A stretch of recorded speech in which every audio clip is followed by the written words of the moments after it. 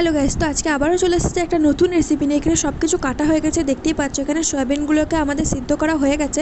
তো সয়াবিনের ওপর পরিমাণ মতো নুন, মশলা, একটু ম্যাগি মশলা এবং আদা রসুনের পেস্ট দিয়ে এই সয়াবিনগুলোকে ভালো করে মেখে নেব। এরপর আমরা সয়াবিনগুলোর ওপর অ্যারোরুট দেবো। এরপর গরম তেলের মধ্যে সয়াবিনগুলোকে ছেঁকে নেব। তো দেখতে পাচ্ছ আমাদের এখানে সয়াবিনগুলো ছাঁকা হয়ে গেছে। এর তেলের মধ্যে আদা রসুন কুচি দিয়ে দেবো। তারপর একটু নেড়ে নেব, একটু লাল লাল হয়ে আসবে। তারপর আমি এখানে অ্যাড করেছি পেঁয়াজ কুচি। পেঁয়াজটাকেও সেম একটুখানি নেড়ে নেব।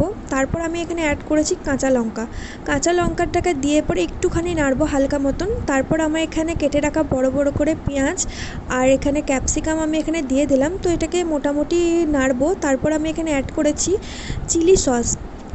চিলি সসের পর আমি এখানে দিয়েছি হালকা পরিমাণ মতো সয়া সস। তোমাদের কাছে যদি না থাকে তোমরা এটাকে স্কিপও করতে পারো।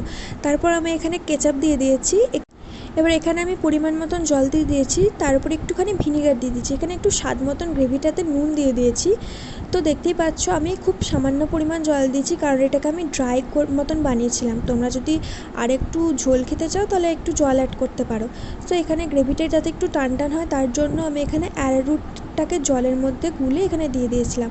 সো এখানে আমি সয়াবিনটাকে দিয়ে দিলাম। তো এরপর দেখতে পাচ্ছ আমাদের ড্রাই সয়া চিলি রেডি। দেখা হচ্ছে নেক্সট ভিডিওতে।